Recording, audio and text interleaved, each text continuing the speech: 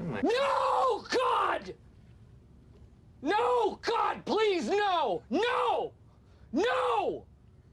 No! Welcome back to my channel and another cringy video. Your Irish host, which is myself, will be gracing you with the Call of Duty Vanguard multiplayer review. But before we jump into it, let me just say that this video will not be in any specific order and will be completely random. Plus, I will only review the things that I have experienced in Vanguard.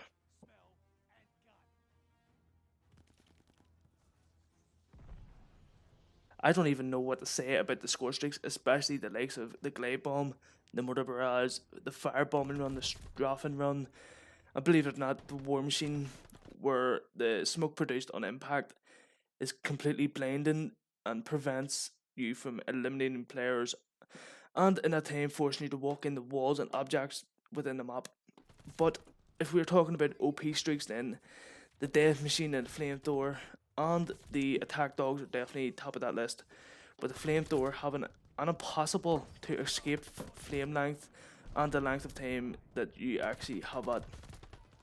Then you have the Explosive Death Machine or Minigun, whatever you wish to call it, which is completely irritating to come up against, and I think that's why I refuse to use it and have someone experience what I go through on a daily basis with it.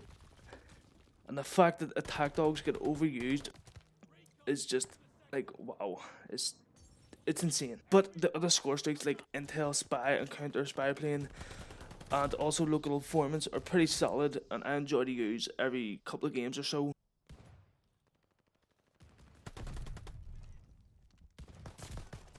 From the MP40 to the Car 90k, I love frying my enemies with some old school World War II weapons, which we have again been graced with in this year's Call of Duty. But with every yearly release of Call of Duty, we always unfortunately be hit with bad weapon balancing issues, and the last 2 years have been the worst for it. But it doesn't mean you can't have some fun with the likes of the PPS. Seriously. But it doesn't mean you can't have fun with the likes of the PPSH, SMG, or the Bar AR. Fortunately, due to these balancing issues, killing your enemy will slightly be harder with the TTK, time to kill, being stored in Modern Warfare 2019. I'll not get into that too much, but I will leave an article in the description if you wish to read more on it. But nonetheless, with most weapons, like the MP40, the combat shotgun for example, being completely overpowered at this moment in time, no matter if you get the first shot, whether it was a headshot or shots, your chance of winning a gunfight is lower when the weapon is at a lower level. Which brings me to the next topic.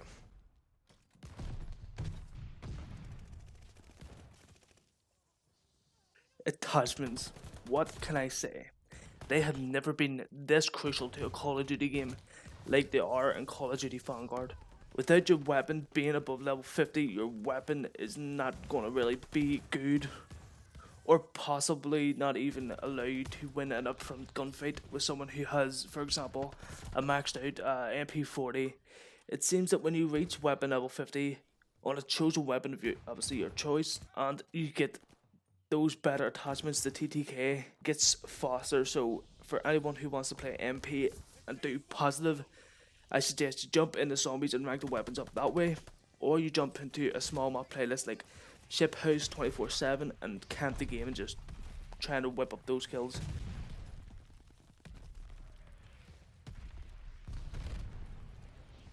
To the return of some awesome World of War maps like Castle and Dome, and the classic reworked COD 4 map Shipment. This year has a solid lineup of classic returns and unique maps. I really look forward to the DLC maps. But each map has its own unique playstyle, like Das House and Dome and Shipment being fast paced close quarters maps, and the likes of Berlin being an open map best suited for sniping, or maybe some close quarters suited best for shotgun plays. Either way, each map so far has a little something for everyone and every playstyle. No one is left out this year, which is absolutely perfect.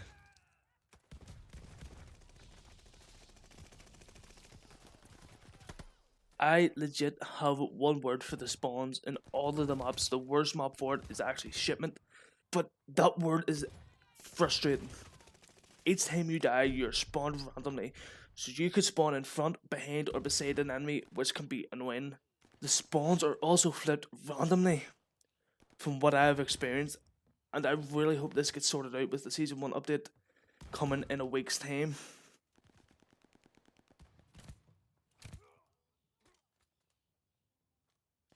Although it's the same game modes as past Call of Duty games, there has been some new additions with Vanguard, and the new additions are Champion Hill, where 8 squads of 2 go head to head in multiple rounds trying to wipe out the lives of their opposing team members to put them out, and the last standing wins the game mode.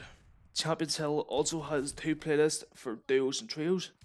I personally played duos with a random member of the community and managed to win the first game, but it's not for me, so you might have more enjoyment of it. And Patrol, I don't know too much on it, as I never actually played it. But apparently it's a capture the flag type thing, only it's a moving circle. Not too sure. If someone can leave a comment on the video and let me know what it's like, maybe I'll get around to playing it, but I haven't actually played it as of right now, so.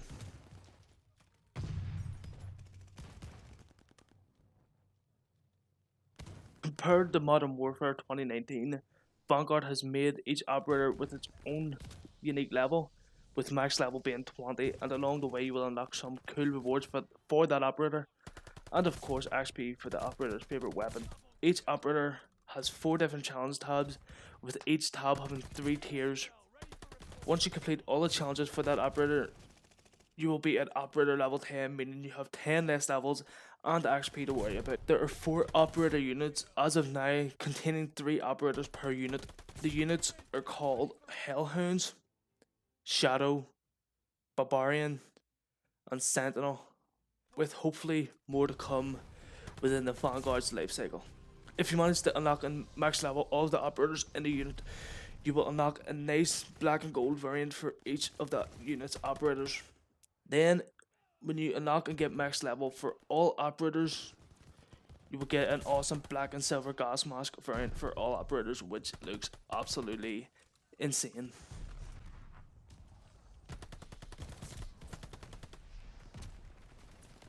Although I don't have much to say about this topic, there are a few things that I need to point out, in which when you get player prestige 1 level 1, it doesn't actually show your level anymore. Instead it just tells you what prestige you're on, which is cool, don't get me wrong, but I think I prefer the old version where it just shows your prestige icon and then the player level. Also, the clan XP progression is absolutely insane and should be toned down, as it requires over 2 million XP, which equals to around 2 prestiges if I'm not wrong. Although it doesn't sound too bad, but for the rewards for each of the levels, it's just not worth even trying or joining a clan, and I really do hope this gets toned down.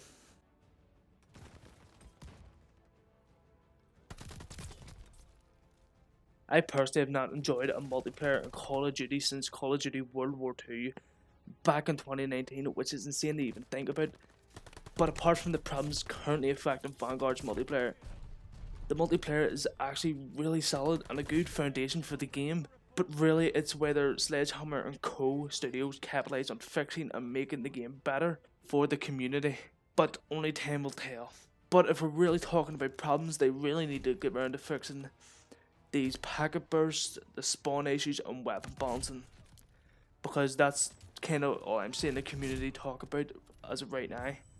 Either way, I hope you amazing people enjoyed this video. I would really appreciate if you sexy people would leave a like, subscribe and leave a comment on what is annoying you most about Vanguard's multiplayer. From your weird Irish content creator, have a good night.